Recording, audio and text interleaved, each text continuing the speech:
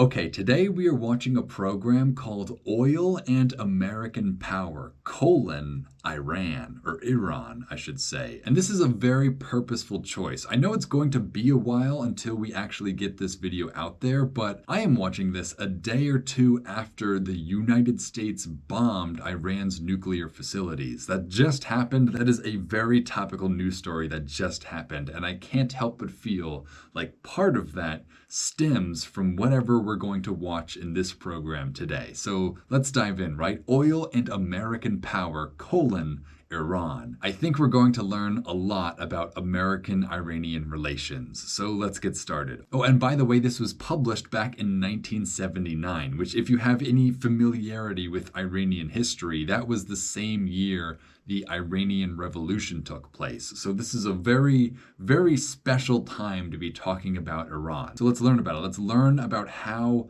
oil and American power influenced Iran. Let's do it.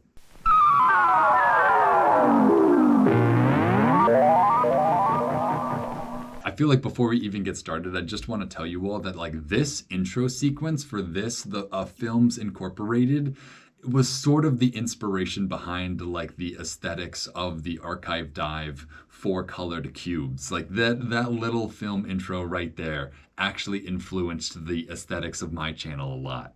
But all right, this is a Films Incorporated presentation. That's who made this program. That's a very, very generic name for a film production company. An NBC white paper on oil and American power. Interesting. Oil and American power, an NBC white paper. Is that what like 60 Minutes used to be called or something?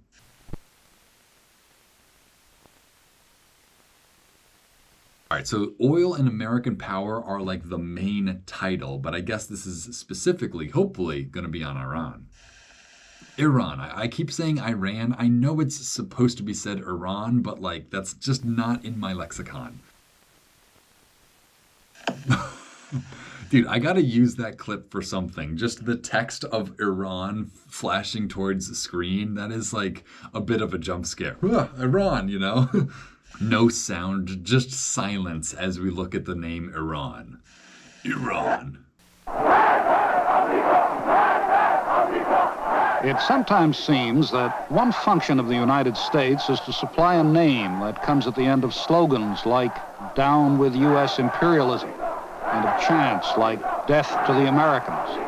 Interesting that they made this protest slogan in English. Like, I guess it makes sense for like the Americans to read. It's funny that like people would write in English to protest in their own, home countries. That's just, again, that does exemplify the level of American imperialism on display here, right? Like if even the people protesting you are protesting you in your own language in order to have you understand it, that definitely reveals an aspect of the power relations between these people. As in this demonstration in Tehran last June.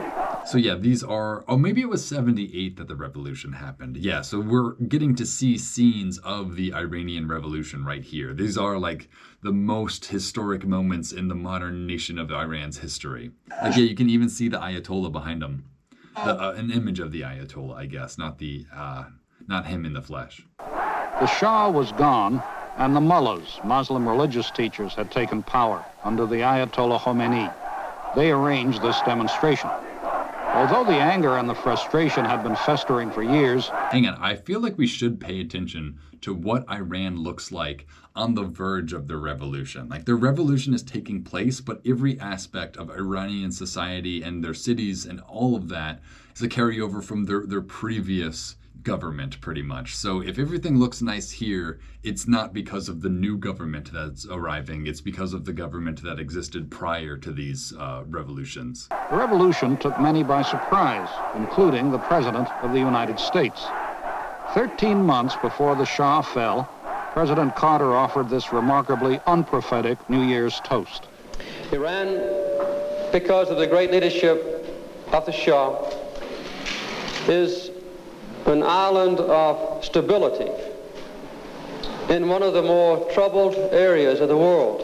Yeah, that's one of the more ironic things you could ever say about the region now, right? That Iran is the stronghold of stability in the region. I mean, I guess there really is no stronghold of stability in the region at this point. I personally have never perceived Iran as being like the stable one of the Middle East. This is a great tribute to you, Your Majesty, and to your leadership, and to the respect and the admiration and love which your people give to you.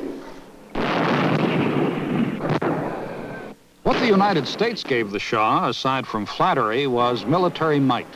Oh man, I feel like I've used this shot of this flag in a video before. Maybe not, but like I've definitely searched for a shot like this. Like getting the old Iranian flag with the lion with the sword on it, like that. Oh, I have looked for that shot before. I don't know if I found this shot, but like this, I know I needed this shot at a certain point in my career, and I don't know. I don't remember if I found it. I think I did though. This shot is ringing a bell. Again, the whole reason I have these collections of old films at my disposal is because I have needed to find clips like this for my other videos on Atlas Pro. I've needed a shot of the old Iranian flag, so I had to find this whole program. So that's why I'm doing this pretty much, is because I used to collect these old films for shots like this.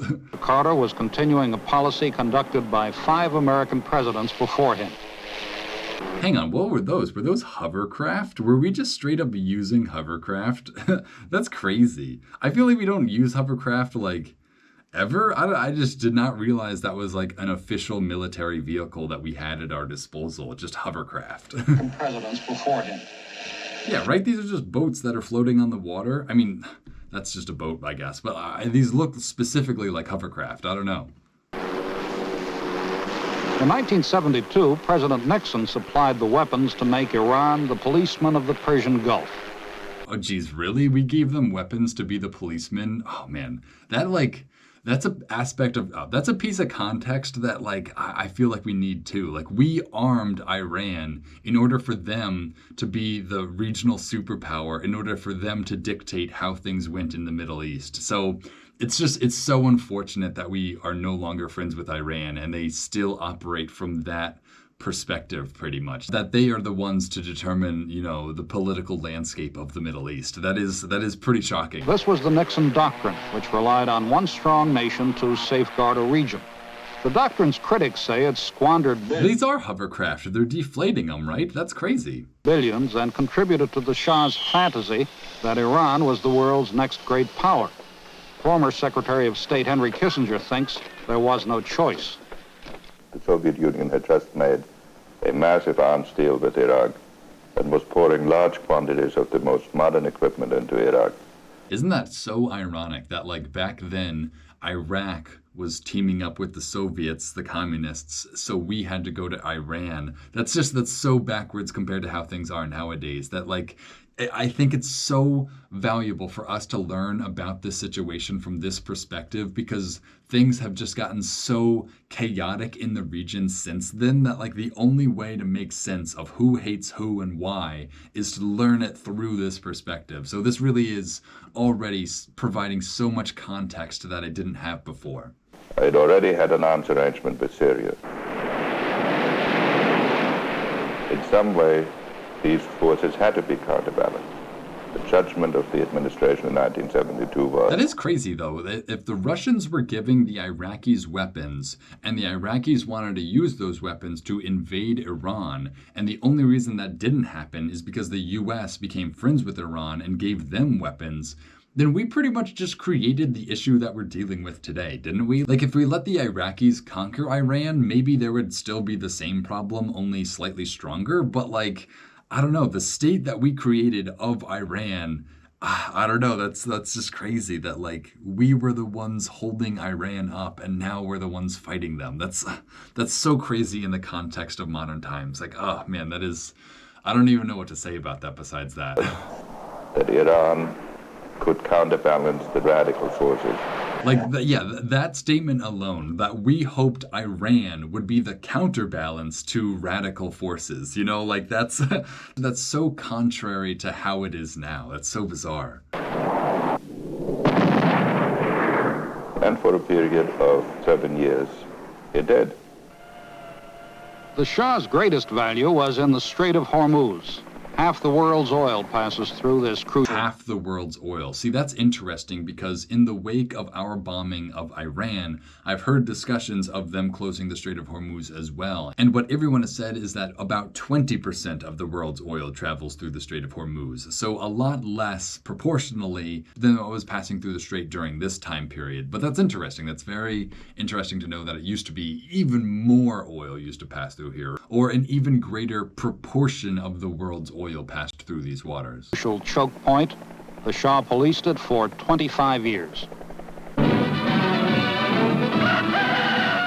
In 1953, newsreels around... Bro, is that the Warner? Oh man, that's the old Warner logo? That's crazy. I never saw the old Warner Path News. Wow. Yeah, I've never seen the old Warner logo like that before. So there used to be a chicken inside of the Warner shield. That's so, again, I never knew that. I never knew I wanted to know that. But that's just one of those details that is unrelated to the program that has still nevertheless been preserved because it's on film like this. I like that. I like that I just learned something new about the Warner logo through a program called Oil and American Power. In 1953, newsreels around the world showed the Shah returning to power through a military coup. The Shah returning to power. That's interesting. So I didn't realize the Shah had already been out of power, and then we put him into power, and then he was revolutioned out of power again. That's crazy. Shah returns in triumph. Yeah, there. I guess. So who replaced the Shah the first time? Was there another Ayatollah or something? Ah, man. This is why I need to watch stuff like this, because it's making more sense, but it's getting even more complicated as well. Crown Prince Abdullah. It's actually hilarious that I'm watching an old program through another old program. Like this, I am being shown an old program relative to the people making this program, but to me, they both read as just old programs, you know? Greets the Shah as he lands at Baghdad airport after a 7-hour flight from Rome. Here, he was to remain overnight as the guest of King Faisal before completing the journey to Tehran. Meanwhile, in Tehran itself, all stood ready to welcome the return of the Shah after the dramatic development in events which first compelled him to flee. Wow, okay, so they're not going to tell me what happened. They're just going to say after the dramatic events that forced him to flee. So, like, there's definitely more context that I'm missing out on here. Maybe you guys in the comments can fill me in, but, like, I'm so curious how the Shah was in power, and then he got ousted, and then he returned to power, and then he got ousted again. That's like, it's a very interesting story for sure. And then led to a royalist coup d'etat in which Mossadegh was arrested. If they had realized that it was an American-supported movement, we could have been in quite a lot of trouble. That's really funny. If they had realized it was an American-supported movement, we would have been in real trouble. Like, that's what, like, this guy works for the CIA, that's for sure. Kermit Roosevelt, Theodore Roosevelt's grandson, was... Pause. What? Hang on. Kermit Roosevelt. That's who this guy is. I was not expecting that either. But all right, this is a relative of the Roosevelts. Kermit Roosevelt. That's hilarious. What a hilarious name. Theodore Roosevelt's grandson was the CIA man who plotted... He was CIA. That's hilarious. I knew it. Based on that response, that's CIA for sure. That's funny. Kermit Roosevelt, CIA, the guy destroying Iran. That's funny. Plotted the overthrow of Iran's prime minister, Mohammad Mossadegh, in 1953. I feel like I recognize this guy. I feel like I've learned a lot about this guy, actually. Hang on, wait. He was the prime minister? So they overthrew the Shah to implement some sort of democratic government, and then they overthrew the democracy in order to replace the Shah, and then they had an Islamic revolution. That's deep. There's layers in here. Mossadegh had offended the Western powers by nationalizing the oil fields. Again, like, I feel like so few people in America understand the complexity of Iran's recent history to the point where, like, they can actually parse out what, like, the country thinks or wants. This is good. This is good that I'm watching this, because I feel like only more things are going to happen in relation to Iran. So I feel like it's important that I actually know this context well.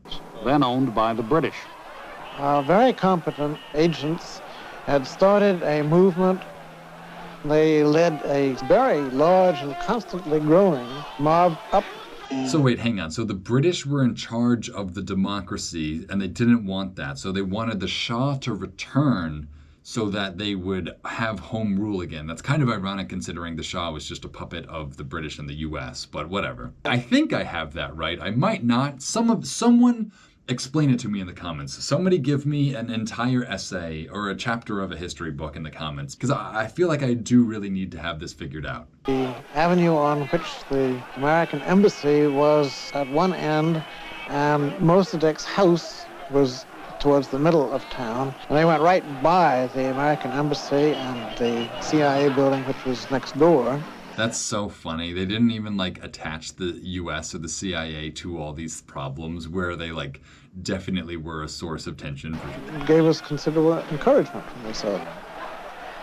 There was a terrific turnout for the Shah when he came back to Tehran. It was quite a strong popular demonstration. Dang, these dudes are just kissing each other. That's how much they like love the Shah returning, I guess. Like interesting way of expressing your emotions towards men.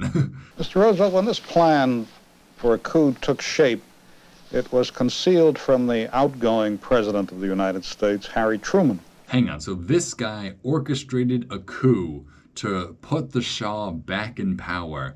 Kermit Roosevelt orchestrated the coup to put the Shah back in power.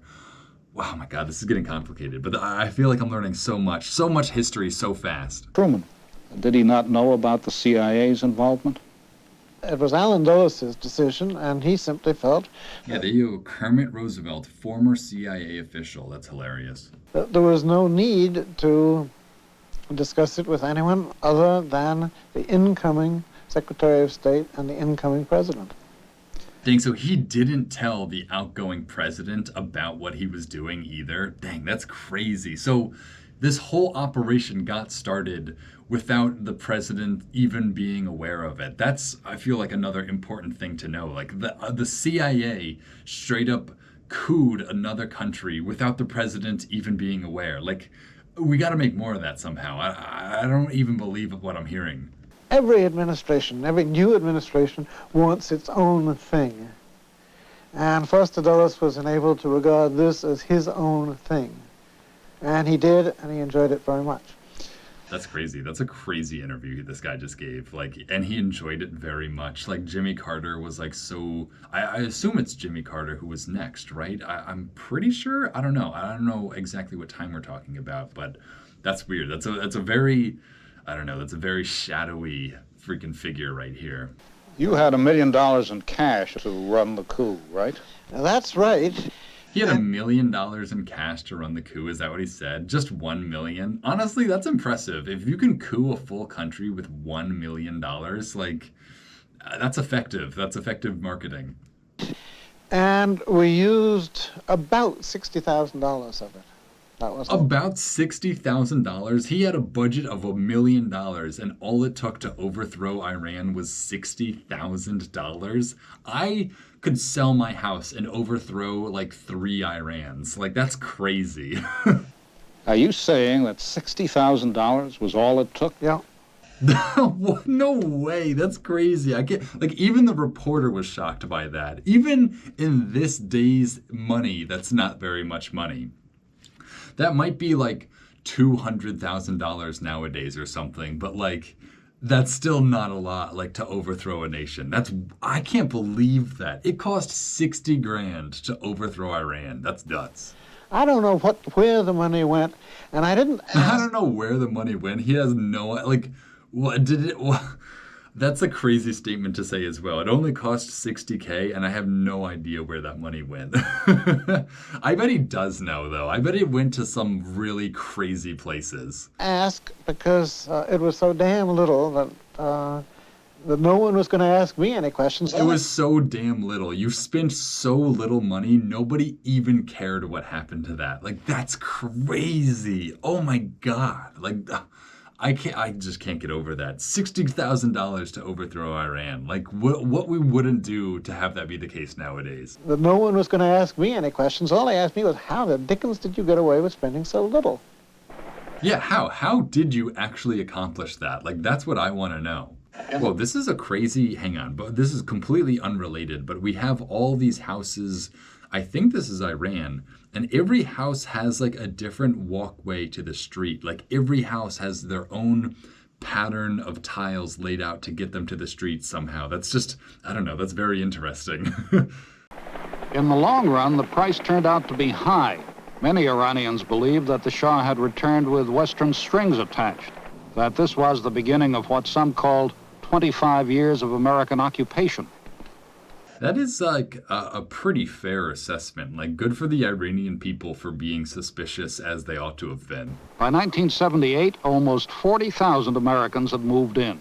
Most of Dang, them that's crazy. 40,000 people had moved to Iran from America in order to set up our apparatus there. That's nuts. That's almost as many people as the dollar value it cost to overthrow Iran in the first place. of them military and civilian technical advisors and their families. The life was easy, the pay was good. They might Dang, look at these American kids just chilling in Iran. Like this kid, this baby in this stroller, probably still alive, right? 79, this was pretty much 80. So that's only like 40 years ago. Yeah, this kid is only like 45 or something. This kid might be 50, the older one. Like, that's nuts. Like, this kid grew up in Iran as an American. That's wild. almost have been living in an affluent American suburb. It was a Christian and Western oasis in an Islamic country. That is also very interesting. Like, the fact that Iran not only like let America in, but like let us build our own like military installations in Iran and populate them with like Christian people. I don't know, like that's so bizarre in the context of modern Iran-US relations. Most of the Americans, almost all of them, they were living in the best apartments, the best places in the city. Interesting. That was an Iranian woman. That's very good English, very impressive English, not even like a thick accent or anything, like very understandable. That's impressive. Again, I feel like her ability to speak English illustrates how much Iran was in cahoots with America at the time, or at least how influenced by, you know, the English-speaking world they were by this time. Oh yeah, they're playing tennis, bro. Like, come on. Did they really play tennis before this? Like, I doubt so. And they always had the ability to live highly comfortably. And look at all that exposed hair of hers. Like, wow, what a free Iranian woman, that's for sure. Again, that's also what's so fascinating about these sorts of films, is these have preserved what Iran used to be like. Girls used to go swimming in pools in bathing suits that, you know, let their skin show. Girls used to play tennis with their hair down, you know, like that used to be Iranian society, and it is no longer. Like, that's what this illustrates, is that Iranian society certainly changed as a result of the revolution that took place right around this time. To live highly comfortably. And the poor people, you know, most of the people didn't like that. See, but that's the weird thing. Like, all right, they don't like that the Americans are rich and like have their money and live in nice places, but like, I don't know, like, weren't we building that sort of stuff anyway? Like, I don't know, like, how can you judge them? I don't know. Maybe if they were taking the nice homes of the natives and forcing the native Iranians to live in worse conditions, but that looked like a newly built American suburb that we just flew over that had all the weird walkways. So, I don't know. I don't know if I really would have held it against the Americans for having money of their own to spend. Again, it's just so crazy to think that there's just two American women just shopping on the street in Iran, like just doing their own thing, unbothered by everything around them. You know, like that's very interesting. I saw like an American in a store, I would say, listen, you're taking my food, you're taking my right. It is a distressing irony that as Iran grew wealthier, the poor grew hungrier. Half of Iran's population lives in rural areas, where farming is primitive and water is scarce. But like, did the Americans really affect any of that at all, or no? You know, like, I feel like maybe Americans are outweighing like the proportion of rich to poor, and that's causing weird economic effects, but I can't imagine that's really the big driver of poverty in Iran. Like, I have to imagine its lack of industrialization at this point was probably the bigger factor. And even that, like, I don't know, you can't blame a country for not having industrialized, like it's not really the natural progression of every country ever. In spite of that, Iran was once self-sufficient in food. In the Shah's time, possibly because of the emphasis on industrial development, Iran became a food importer. Interesting. So the Shah focused on industry. That's interesting because of what I just said, right? So the Shah focused on industry rather than agriculture. So before the Shah, they had an agricultural surplus, or at least they were able to subsist off their own growings. But because the Shah took land to make factories and to invest in their industry, Iran needed to import food, which again, in a globalized market economy makes sense, right? Focus on the things you're good at, buy the things that you're not good at. Iran does not have a lot of farmland. It does have a lot of space for factories and oil refineries. So make money do like that, buy your food other ways. That makes sense, but I also get why the people would have perceived that as a very foolish thing to do. Today, the situation is worse. Food imports have tripled this year to at least $9 billion. They swallow nearly half the country's income from oil. Wow, that's crazy. So yeah, all the oil money that you're making is just going back into buying food for yourselves, which is interesting. I feel like they should be benefiting from extracting a resource and selling it and also farming. I don't know. I feel like Iran should have been getting richer at this point still. Is this Persepolis? Is this the ruins of Persepolis? It was the oil income that I don't know. That was just a random frame, I guess. triggered the revolution. It smashed traditional family and social arrangements by pulling people off the land and into the cities. In the cities, squalor combined with anger and inflation, a recipe for revolution. Again, interesting. So it was partially the industrialization of Iran that created the discontent that led to the revolution that replaced the administration that implemented all these changes to begin with. I mean, I guess that's fair, right? Like you create a sort of world that the people don't actually want to live in, where they're just poor city dwellers rather than, fully capable subsistence farmers. Like, I guess I get that a lot. Like, these people weren't just revolting against America or the Shah. They were revolting against losing their way of life and being given a worse way of life as a consolation. So I guess I'm understanding the Iranian perspective as well. Henry Kissinger. What was not understood was the political changes that would be inevitably associated with such a dramatic transformation of a backward society which was moving into the modern era in a 10-year period with a process that had taken nearly a century in Western Europe. That is a criticism that is... That's interesting. So they're saying the problem was that they advanced Iran too fast. What took European nations 100 years to do and to get used to, they forced Iran to go through in a matter of like 10 years, which I guess that will really shock the populace to, one way or the other. So that's very interesting. I guess what I haven't mentioned is this is Henry Kissinger. This is like, depending on what your political stance is, this is like either the angel of death or... Honestly, I think everyone thinks of him as the angel of death, actually. I think that's a politically neutral statement to make. But it makes the words coming from him all the more heavy, knowing that this is Henry Kissinger. That one should reflect about the lack of understanding of the impact of economic change on political changes. That is a lesson. The lack of understanding of economic change on political change. So that's what we're arguing right now, is that change in Iran's economy actually resulted in a change of their politics as well. That's a whole essay could be written on that. I bet a whole essay has been written on that, actually. I bet several essays have been written on that. And we ought to learn for the future. Half of Iran's new wealth wound up in the hands of 10% of the people. Richest of all was the Shah himself. Dude, I love the Shah in his sunglasses. Like, he's in his traditional military garb, but with, like, Ray-Bans on. That's hilarious. And he's inside. His beginnings were fairly modest. His father, who created the Pahlavi monarchy in Dude, I included this clip in another one of my videos as well. Yeah, I'm pretty sure I downloaded this for the clips at one point because there are a whole bunch of clips in this that I used for a How Old Is This Atlas video a few years ago. 1921 was an army colonel, but he called himself King of Kings, and the Pahlavi dynasty was arrogant, repressive, and corrupt. Weaknesses largely discounted by American intelligence. This report by a House subcommittee criticized... Hang on, let me read this. Iran, evaluation of U.S. intelligence performance prior to November 1978. I bet this is a very interesting read for anyone who's curious. ...the CIA and State Department for insensitivity to deep-rooted problems in Iran.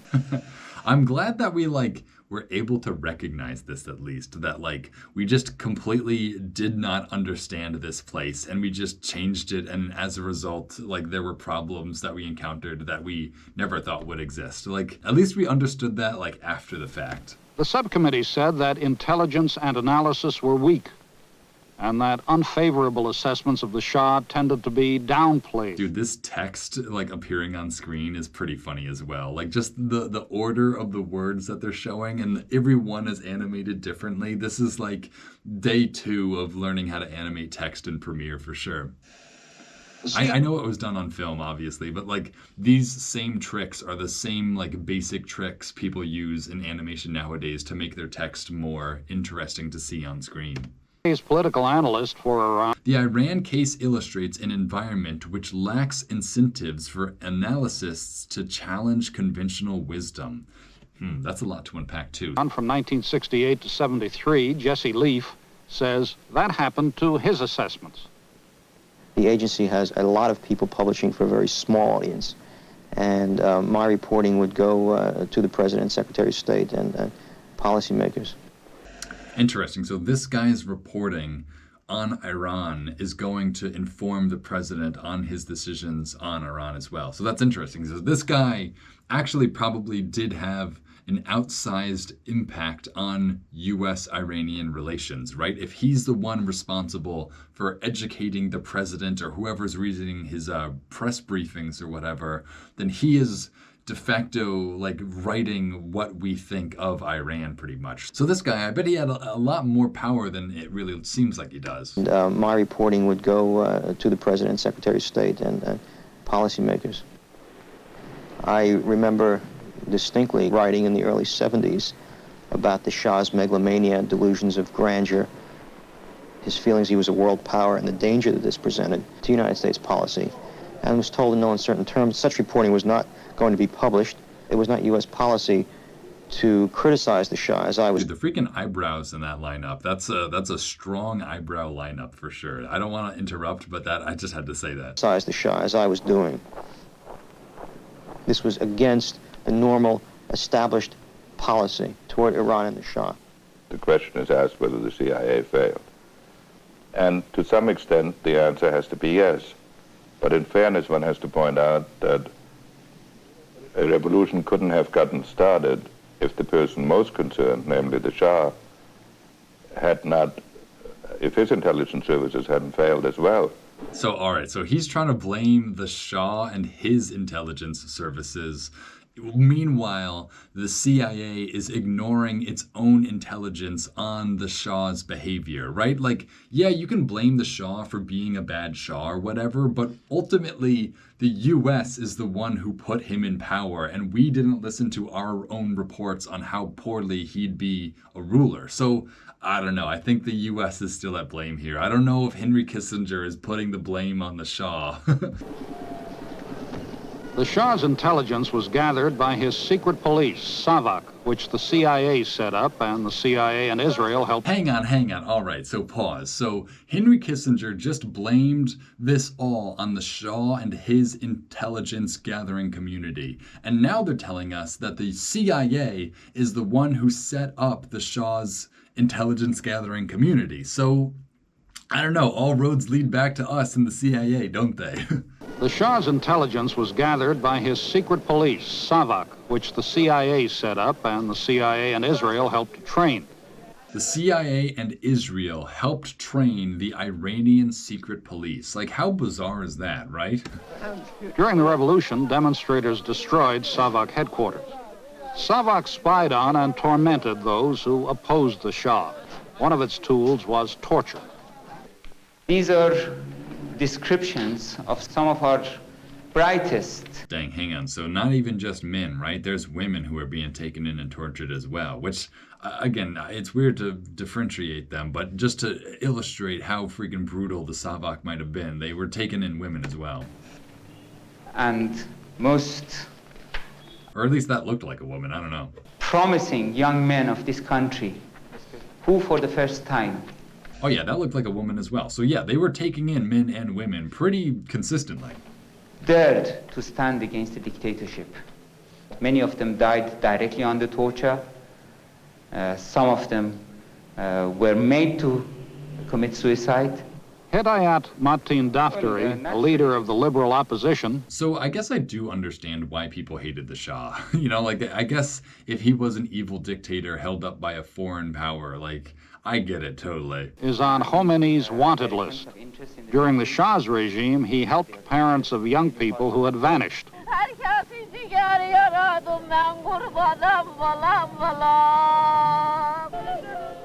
Information has not been found about some of them. Some of their graves are not known. And what is important to a family is to find a grave, to make sure that he's dead. This is just one small drop against an ocean of sufferance, an ocean of atrocities. See, I feel like we're also getting to see a different side of Iran through this. Like, we're actually getting to see the humanity of Iran, which I feel like nowadays we are very much starved of those sorts of images. But getting to see the faces of the Iranian women as they cry over their lost ones, like that really does convey to you that these are our people, you know. This is a society where people experience loss and, you know, all those sorts of emotions. This is definitely humanizing the Iranian side of the story a lot more. An ocean of crimes committed by the old regime of Iran, which was highly supported, highly guided, and highly accepted by the United States.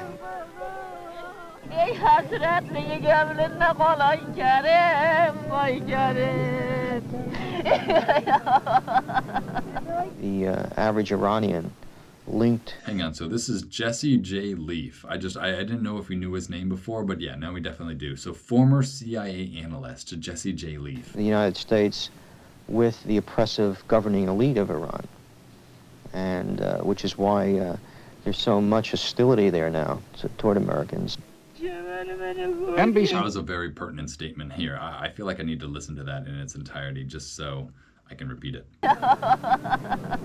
The average Iranian linked the United States with the oppressive governing elite of Iran. All right, so the average Iranian linked the Americans to the oppressive governing elite of Iran. So that makes a lot of sense, right? So the Americans put the elite in power, and I think the Iranians correctly correlated that relationship, right? The Iranians were smart enough to recognize that even though their government was horrible and dictatorial, that only came as a result of their support from the United States. So I'm understanding the Iranian perspective a lot more here.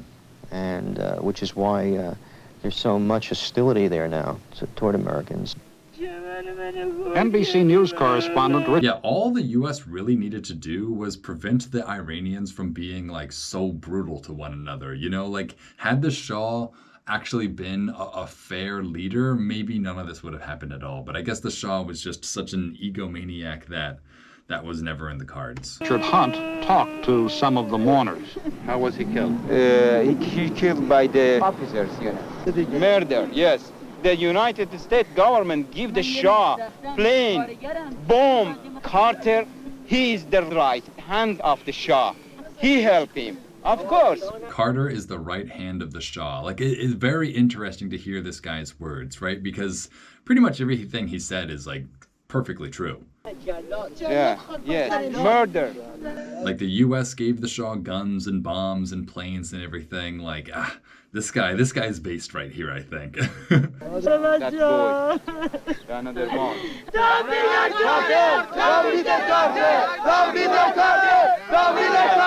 Yeah, the reporter just like standing in the middle of this Iranian crowd asking them like, so wait, hang on, who was it that killed all these people? Oh, Americans like me? Like, why? You know, like, what a scary situation for this reporter to be in, honestly.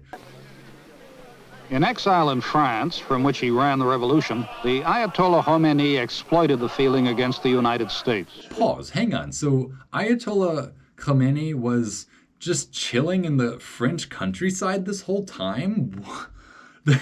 Am I the only one shocked by that? So he was just chilling in a French villa, and then he just like reassumed control of Iran? That's so bizarre. Like, why France? Why not like any neighboring country that they were friends with? Were they not friends with any neighboring countries? It's so crazy to think that France and Iran were so good of friends that the Ayatollah would have chilled in exile in France like that. Like, that's nuts. And this is the Ayatollah's house, like just this perfectly normal French countryside house. That's so insane. Which he has called a wounded snake. It's also crazy that this is still the Ayatollah. Like, this is Khomeini, right? Like, this is the guy who's still in charge of Iran today. Or is he? I think it is Khomeini, right? I think so. While Khomeini was in France, Ambassador to Iran William Sullivan recommended making contact with him. The decision was no. The State Department agreed to send a man to be in touch with him. I had proposed that we be in touch with him. That proposal was vetoed, and so no direct contact has ever been had, as far as I know, between the United States government officially and the Ayatollah directly. We did talk to a number of his acolytes and a number of his assistants, but there has been no direct contact with him. Again, the eyebrows are just like exceptional in this episode, but that's also interesting that we cut off all contact with the Ayatollah. Like, once the Ayatollah assumed a position of leadership in the country, we just stopped interacting with Iran totally. Like, that definitely explains current relations between the countries, but that's so crazy that they didn't even like talk. I don't know. The Ayatollah. Whose veto was it? It came in the name of the president. If contact had been established with the Ayatollah, would that have... It came in the name of the president. Hang on. So the U.S. vetoed having contact with the Ayatollah, and it came in the name of the president. So was it Jimmy Carter who vetoed the U.S. having contact with the current government of Iran? Because that's also a very significant choice. For us to have decided that we were going to diplomatically shun this entire country, I don't know, that definitely set things up for the future. That's another decision that has definitely influenced the modern relationship between our two countries. Jimmy Carter, man, I feel like Jimmy Carter, that's not really in his character, but I guess like this was the greatest blunder of his presidency, so he might have been butthurt about it. No, the Shah had been aware that we were going to make the contact and had approved it. William H. Sullivan, former U.S. ambassador to Iran. Interesting. So yeah, this guy should be pretty knowledgeable. Do you have any idea then why the move was vetoed? No, I don't. So he has no idea why the move was vetoed. It just was. Like, I feel like that's a lie. I feel like he knows the reason. He's just not going to put words to it. But like, I don't understand the context enough to be able to guess why, but I feel like there is a reason why. Had we been able to make direct contact with the man who obviously felt some of the direst things about the United States, he might have been able to see where we had certain national interests in the preservation of the same sort of Iran that he would like to preserve.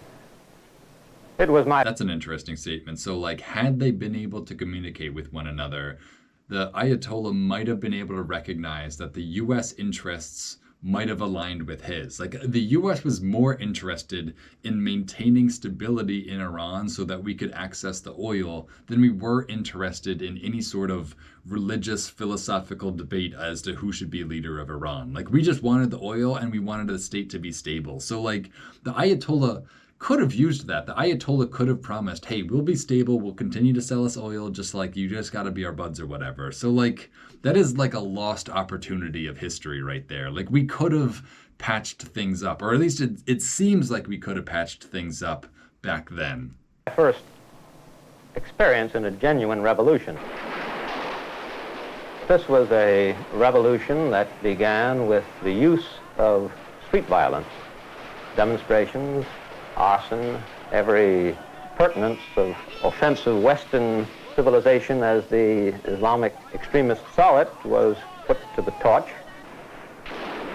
Interesting. Yeah, they were just destroying any aspect of Western civilization they could perceive. So again, the strength of the reaction against Western civilization pretty much stems from how horribly the Iranian people were treated under the regime that was supported by the West. So you can see a very clear line of causation between the mistreatment of the Iranian people at the hands of the Shah and American imperialism and the extreme nature of the reaction to that, right? The extreme Islamization of Iran, or the extreme radicalization of Iran towards Islam in the moments after American imperialism waned in the country. That is just that definitely illustrates the mindset of Iran, and I definitely understand it a lot more. Again, I'm not saying I agree with anyone's decisions in one way or the other, but I definitely understand it a lot better having learned it this way.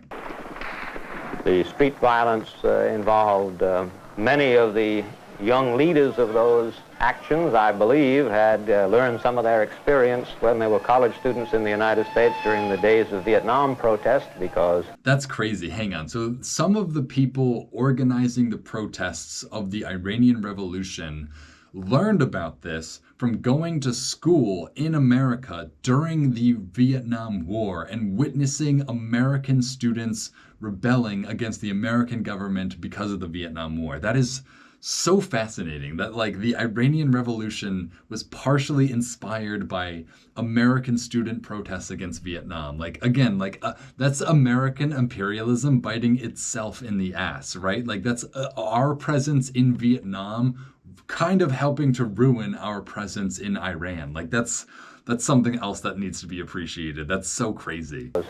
They copied those examples, very well organized groups.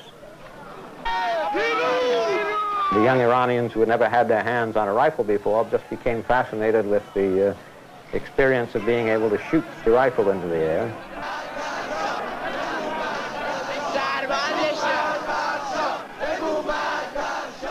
They were unified only on one negative conclusion, and that was that the Shah had to go. The leader of the so-called First Government of God was thought by many to be God himself. See, that's what weirds me out about the whole Ayatollah thing, though, that like people see him not only as like a religious figure, but like a religious entity. Like he himself is holy rather than he is like, you know, the messenger of the holy word or anything. That's like, I don't know, that feels blasphemous even from a Muslim perspective to say that this guy is in some degree comparable to Muhammad or, you know, a prophet or something. Like, I don't know. I feel like that's messed up. Even like, I don't know, I feel like even if I was Muslim, I wouldn't jive with that. With Khomeini in power, Iran became an Islamic republic and joined the radical Arabs of the Middle East in opposing Israel. Oil to Israel was cut off. And that's interesting. So Iran was actually like allied with Israel relative to the rest of the Middle East until this point. That's so crazy. Khomeini said that the revolution would not be complete until the Palestinians had a homeland.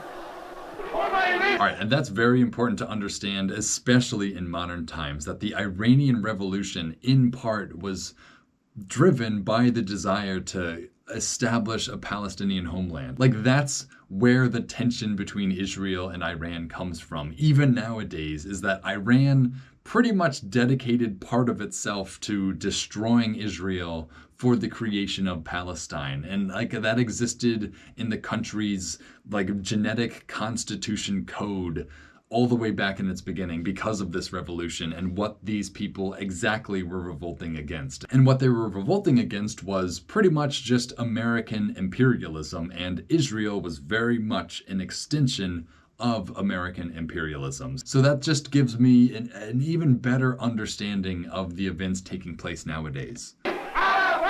One of his first visitors was Yasser Arafat of the PLO, which had taken over the Israeli embassy. Yasser Arafat? Oh my God, we've met this guy too. Oh man, I knew I recognized the name, but I didn't recognize him fully until I saw him. But yeah, this is like the PLO. Yeah. All right, so he is the leader of like the West Bank, or maybe the West Bank and Gaza, because Hamas had not arisen yet. So this is the leader of the Palestinian movement right here, Yasser Arafat. I'm proud of myself for recognizing him too. I mean, I guess they said him, but like I've seen this guy before. It was not a time for foreigners to be in Iran, especially Americans. The United States Embassy was the only embassy in Tehran to be overrun. Even before that happened, 35,000 Americans pulled out. The German is saying that we are very proud, very pleased that we're chucking them out. They've been here very long and they've been sucking our blood. They're very pleased to be kicking the Americans out because they thought they were sucking their blood, which, I mean, yes or no, we were more sucking their oil, but yeah, I get the idea. The center of power in Iran today is the holy city of Qum, because Khomeini is there. Is that still true? Is there like a special holy city for the Ayatollah, or is that like been replaced with Tehran? Islamic law is enforced by Revolutionary Guards. Khomeini wants Iran transformed into a puritanical medieval state. Well, I mean, at least that was his intention, because he did achieve that. The new laws are decreed by a secret revolutionary committee answerable only to Khomeini. Yeah, this is like the shady aspect of this government, that like everything is decided just by like a council of men in a dim room somewhere. You know, like I guess that's some form of democracy, but like I don't know, like I feel like in order to gain access to this room, to have a voice is so difficult, and very few people actually get any sort of say in the policy at hand. Made up largely of mullahs, like these. Yeah, mullahs. I don't know what it takes to be a mullah. I don't know if that's like a priest in Islam or like some sort of king in Islam, but like I don't think everyone had the opportunity to be a mullah. There has been a regression to the past. Newly won women's rights have been lost, and most women are now back under their chadors, their veils. The chador? That's funny. I've never heard these referred to as chadors. I've always heard, burqas, or what's the other one? There's one that starts with an H that I just can't think of right now, but I've never heard that term for them. Hijab, the hijab, that's what I'm thinking of. Iran's economy has come to a standstill. These villagers have pitched tents outside unfinished, abandoned apartments, hoping to move in. But that is unlikely. Before the revolution, construction was the country's liveliest industry. Tehran especially was a boom town. Now, most of the million construction workers are unemployed. See, I feel like, I don't know, there are arguments for America maintaining their influence in Iran. Like, if you, when you see how fast they were modernizing and actually becoming like an industrialized country, it might have been worth it, to be honest. Like, to not have gone backwards so far, so fast. I don't know. I don't want to say anything crazy, but like, I feel like there were benefits to having America on your side. Like, you definitely would have new apartment buildings in your city if that were the case. That is wild that like, instantly without American influence, all these construction projects done, like wasted. The Air Force is crippled by a shortage of spare parts and technicians. All the armed services are deteriorating, with senior officers executed, retired, or in exile. It's pretty ironic, too, that, like your military is unable to operate without having the replacement parts and the mechanical know-how of the occupying force. You know, that is, I don't know, that's funny that their military pretty much stopped being functional the second their occupiers left. Many of the jobless in Tehran have become street vendors. Of the workforce, perhaps a third, 3 million, are unemployed. Khomeini may be sitting on a volcano. These disillusioned students are waiting for visas to leave the country. Newspapers are censored when they're not closed down. Opposition parties prohibited. Alcohol and music are poisons to be eliminated. Punishment by the lash. Yeah, this is like a very interesting moment in Iran's history, right? This is when the tides are turning pretty much. This is when like Westernism is in retreat and Islamism is on the advance. And this moment that we're watching is like the intersection of those two forces, right? We are seeing the Western world crumble in Iran and the Muslim world replace it. That's so fascinating. Khomeini's enemies call him the Shah with a turban. Despite Khomeini's shortcomings, signs of hatred of the Shah can still be seen. There have been hundreds of executions so far. Most of the victims were associated with the Shah.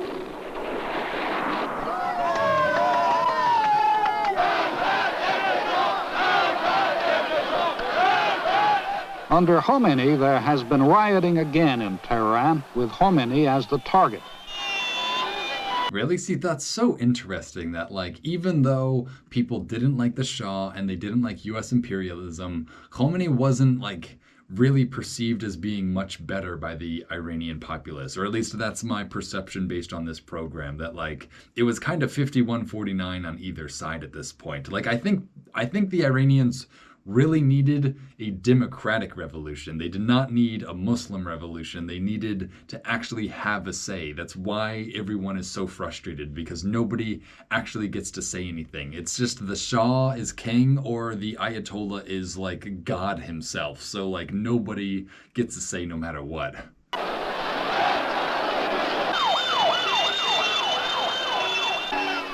The issue on this day was press censorship, and angry leftists were in the streets.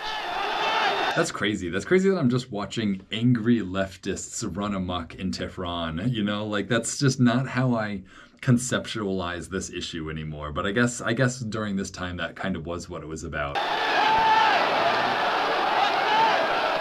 The next day, the Khomeiniites were in the streets in reply. Again, Ambassador Sullivan. These people are going to have to figure out what they're going to do for the future. They're far from having determined that yet. Unfortunately, there are so many weapons in the hands of so many diverse groups.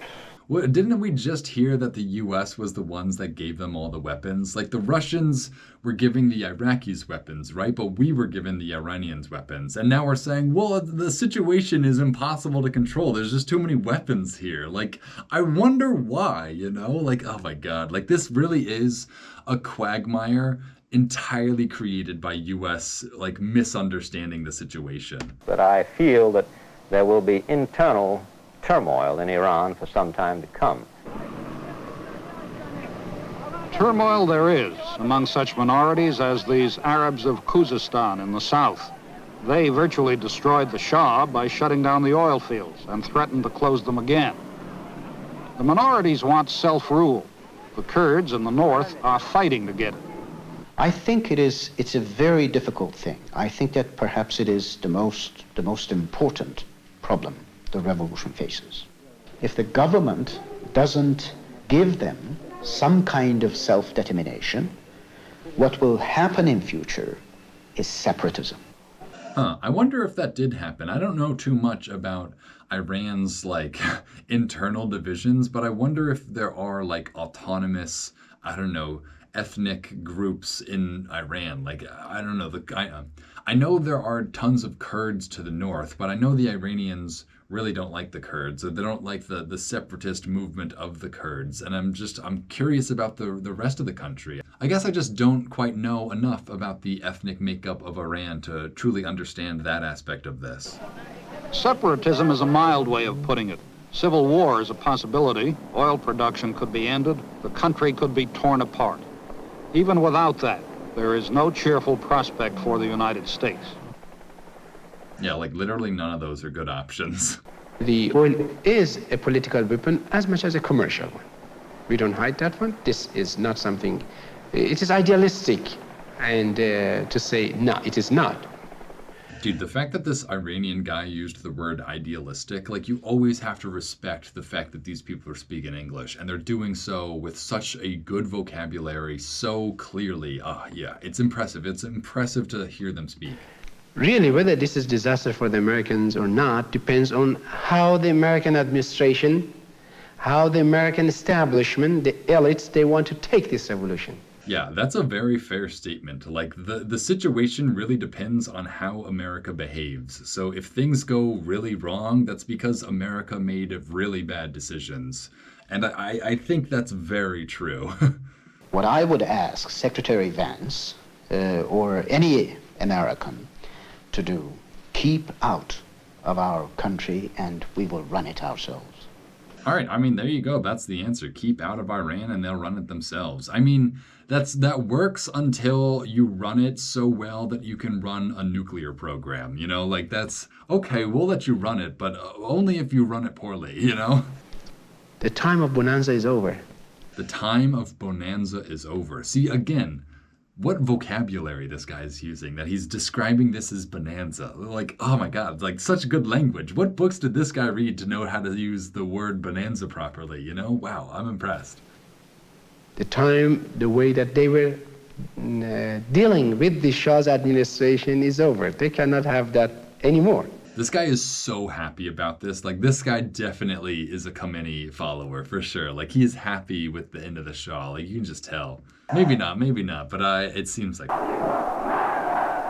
The time of bonanza is over. Keep out. Is that the end? Wow. The time of bonanza is over. Keep out. That is the final statement on the subject. That is the final statement on Iran. The time of bonanza is over. Keep out. Like that is, somebody put that on a flag with a snake on it or something, because that deserves to be a quote.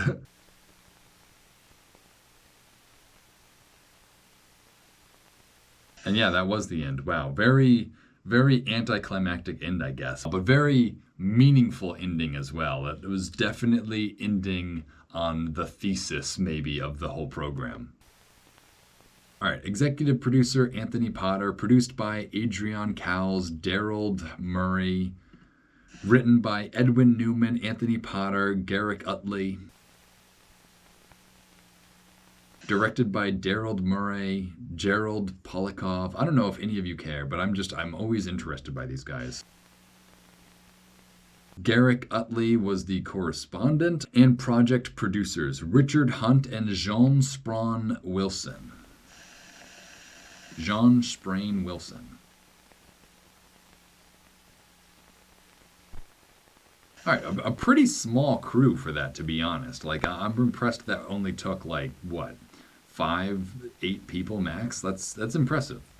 Okay, so that was Oil and American Power, Iran. I feel like I learned a whole lot more backstory and context and the feelings that the people would have had during this time. I feel like I understand the Iranian mentality going into the 21st century now because of watching this. I understand why the Iranians, at least I partially understand. I don't want to say I have a perfect understanding of the US-Iranian situation, but I feel like now I do have the context to understand why the US once was a very strong ally of Iran, oil, and why it has since become Iran's #1 enemy. Because we were pretty much the puppet masters during the most traumatic period in Iranian history up until that point. So I get it. I get why the Iranians really did not like Americans in the moment.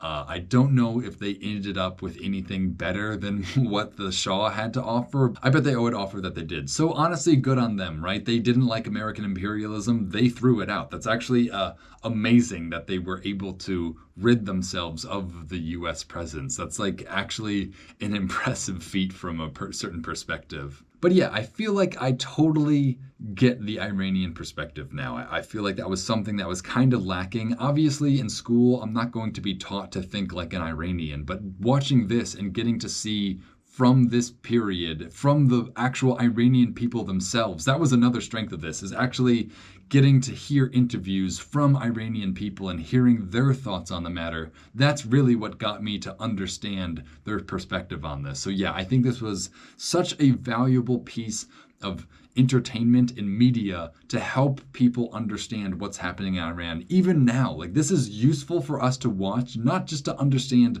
this time period, but for us to understand our time period, to understand why my country just dropped like nearly nuclear bombs all over Iran. Like that's because of what happened here during this time. So yes, I feel like this is such an important thing for us to have preserved, right? This is definitely giving us context into history that is still happening. I think this is so valuable. That's why I have this channel, is for us to watch and understand programs like this. And I hope you all appreciate that. And if you do, and you would like to help support what I do here, you can follow the link in the description that'll take you over to the Internet Archive. The Internet Archive is where I get all these old programs from. So if you want to support me, donate to them. And with that, I think we're ready to cut to black. I feel like I should say more just because of how topical this topic really is, but I can't really say anymore. So yeah, cut to black.